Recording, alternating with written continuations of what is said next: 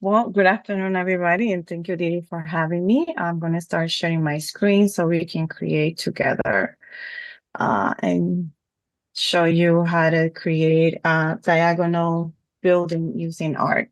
Can you see my screen? Yes. Okay. As before, we enter, the basic information. I'm going to call it Giron Avenue. This is based on a real site in the Bronx. And beforehand, I kind of in my head, I already have planned how many, floors, the zoning district, I do my homework, like we can say, and the maximum building height. So here where we can see the type of site plan that we have.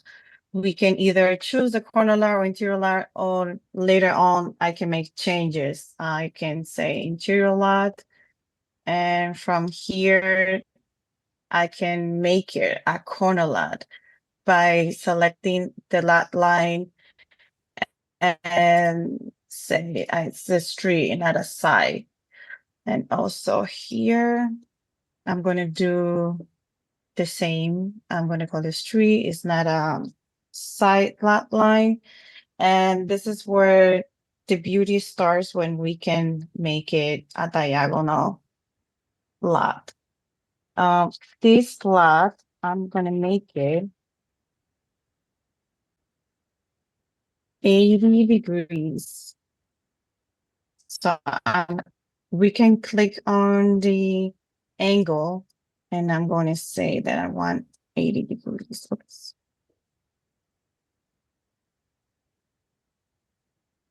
And I can lock my angle, so I don't want the angle to change. And from here, I want this property line to be at 120 feet.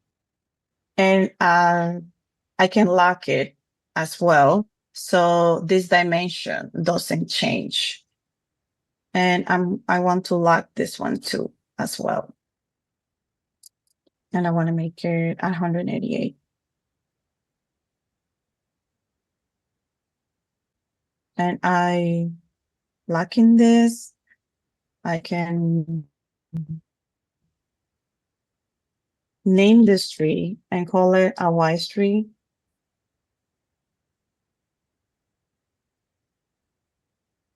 Chiron Avenue. And I want to call this Chiron. So now my lot, I'm going to continue making changes to my lot.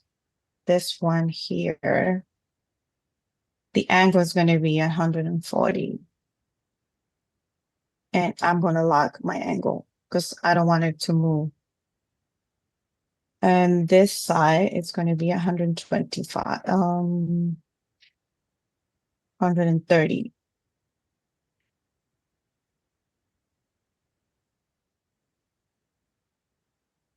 And this is Shakespeare.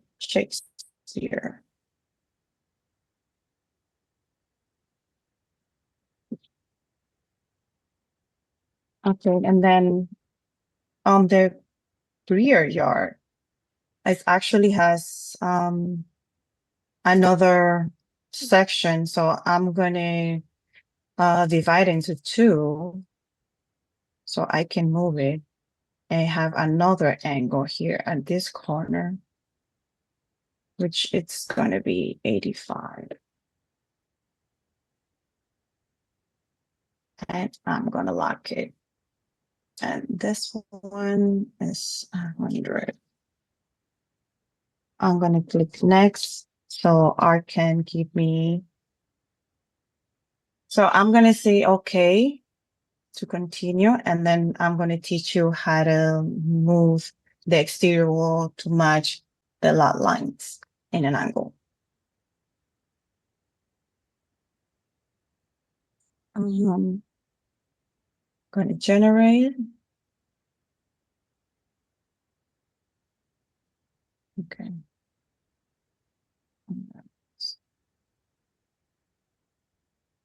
We're going to edit, and this is new from ortho to free mode. We're going to go to free mode. So we're going to click on the vertex and points, and we're going to snap it to the property line points. You can see I can move them around easily. And here, and I'm going to double click on the wall in order for me to make more sections, and I can move it around. I want it to be around 60 feet, and then this point. When you see the red line, it's aligning to this exterior wall, and we're going to do the same thing.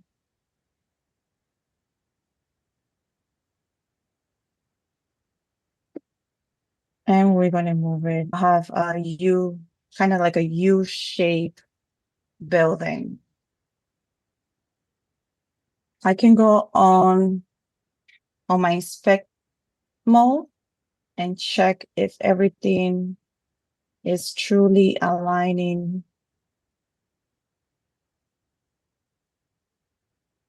And now I go back. I'm sorry. So now that I have my bulk, I'm going to create dimensions as a reference in order to create my corridor. I'm going to click on the dimension. I'm going to pick a point. So I want my corridor to go through the middle. So this is what we're going to do. We're going to click one point here. We're going to on free mode, and then we're going to press shift in order to make it diagonal, the dimension. Same thing here. I'm going to press down shift in order to come to this point. So now we're going to select the draw corridor key, and then I'm going to press in the middle, and I'm going to connect the points. I'm going to press shift to make it free, and I'm going to connect it all the way to the end. Okay, this one's connected. So by pressing shift, I can connect it. Also, before okay with the corridor position, I can change the width of the corridor by selecting, I want it to be 5 feet, not 6 feet. And by pressing enter, you can see my corridor.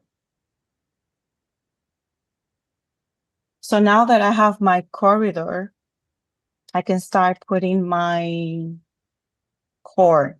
Well, before I do that, I jump one step, and I wanted to make this wall on the property line to make it a solid wall. And we just right click and do that and switch to block wall. So now we're going to start with the staircase. So one of the new features is like Arc rotates very easily our course, like the stairs and the elevator, by just putting the box right on top of the angle that these walls are. Or I can also press shift, and there you go. When you press shift, as you can see, it goes automatically rotates the stairs. So here I want to match this angle. I press shift, and it does that automatically. So I position the stairs, and I can go back to my inspect mode and check anything that works and it's matching. I can make my stairs. I'm going to put another stairs here. I'm going to press shift, And I have my stairs here. I know that another stairs and position here. Now we're gonna do our elevators.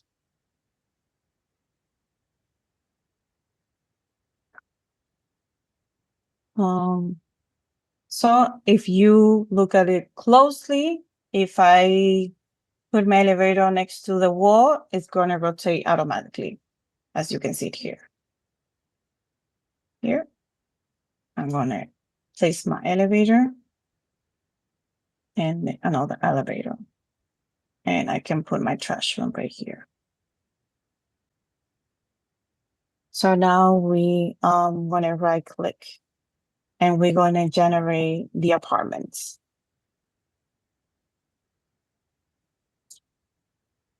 I'm gonna go by percentage. You can do whatever percentage you're looking for. We're gonna do 25% studios, 45% one bedroom, and 30% two bedrooms. And we're gonna ask Arc to generate. So it just takes 1 second. Okay, I'm gonna apply selected. I'm gonna go back to ortho mode. And I'm gonna do the same thing with the front part of the building. I'm gonna generate 25, 45, and 30.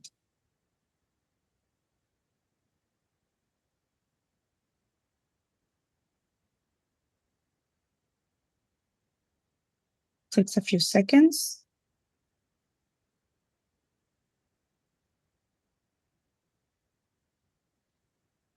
In this case, Arc is giving me two options. It's up to us to check which option we like more. I want to say this one. I'm going to go with the second one, since my two studios look bigger, a little bit bigger than these. So I have my floor plan. And I'm going to go back to section. And here, I'm going to start making changes because I'm a little bit way over for what I was planning in my head. You can see here 330 units. I'm going to start making some changes to the bulk. I'm going to separate the first floor. And I'm going to call that first floor. And then from second to 10, I'm going to make some changes. I want to give my building a little bit of character. So I'm just going to push back some walls.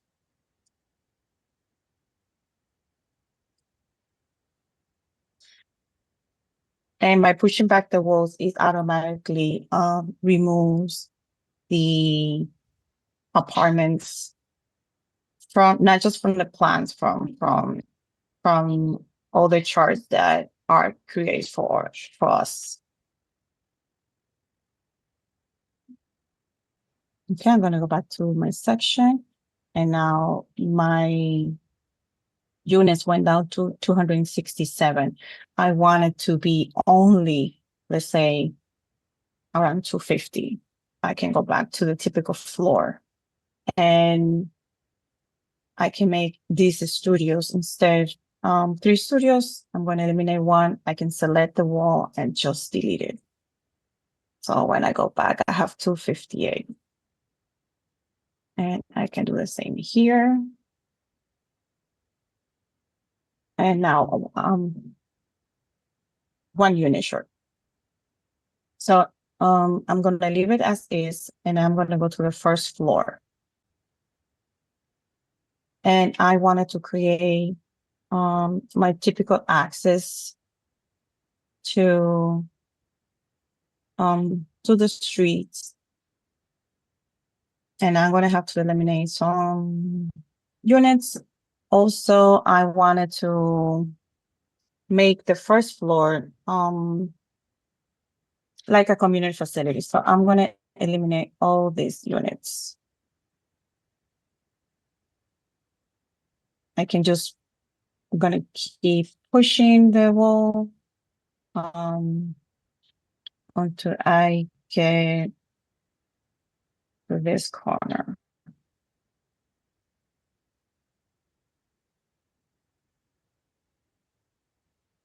Then I can right click instead of residential. I'm going to say this is a community facility. I'm going to back to my section. I can, from here, I can create another floor, or I can just say add a cellar. Add a cellar, and then at my cellar level, we're gonna do the same thing, but I'm gonna change it to, instead of community facility, I'm gonna say is residential, but it's gonna be mechanical. And since we do not have apartments on the cellar, I'm going to eliminate all these apartments.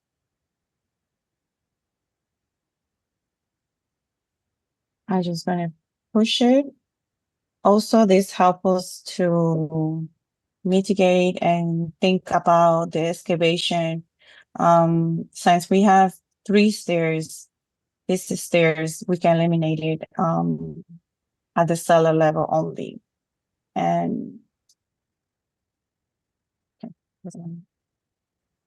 but what I'm trying to say is like, when we are at the cellar level, we can push the walls, the exterior walls in. Sometimes we don't want to excavate so close to the neighbor, property line. So I'm going to make all these residential, but, I can say amenities, or I can just name them as well.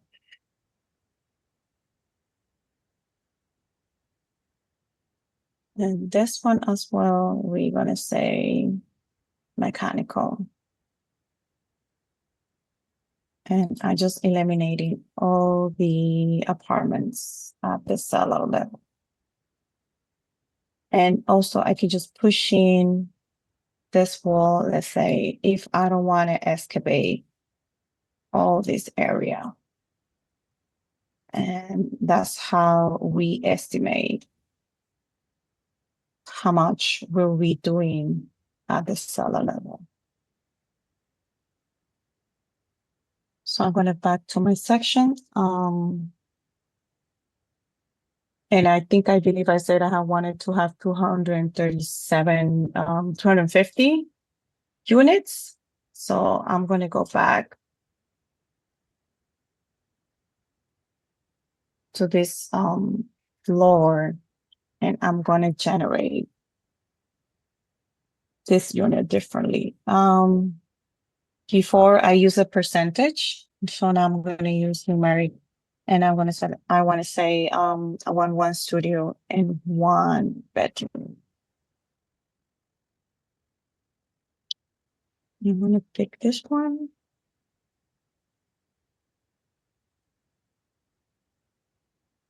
And I can pick the 2 top floors by selecting the top floor and then pressing shift. I can select 2 floors, and I'm going to make it 9 to 10. And on this floor, I want to have maybe more studios.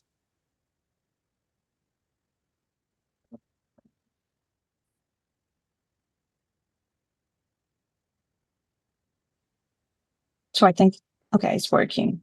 It might be my internet connection. That's taking a little bit longer. Okay.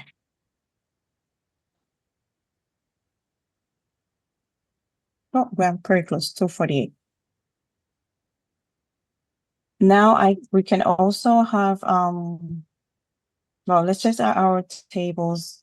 This is where we have to check our numbers before, numbers that we have before we start this assessment. So in this case, this is my gross floor area right here. And what I care more at this moment, it's about my zoning floor area. So I'm going to go back and I'm going to look at the deductions and I'm going to turn that on. And my seller is 100% deductible. Let's say that I want to deduct some square footage like the corridors. And I just want to say that each floor is going to be like 100 square feet per floor per corridor that I'm deducting.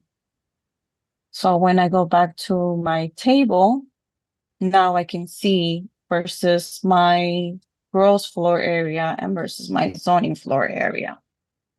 And when I go back, you can see, okay, so I see here, a new tool as well that we have in this feature is that we can change the name of the floor. So this is second to eighth. Instead of calling typical floor, we can say second to eighth floor. And it also updates here. Also, it's going to be updated on your PDF. And from here, I believe the building is done. And we can see our 3D. You can see Jerome Avenue, and Shakespeare Avenue. So I'm done.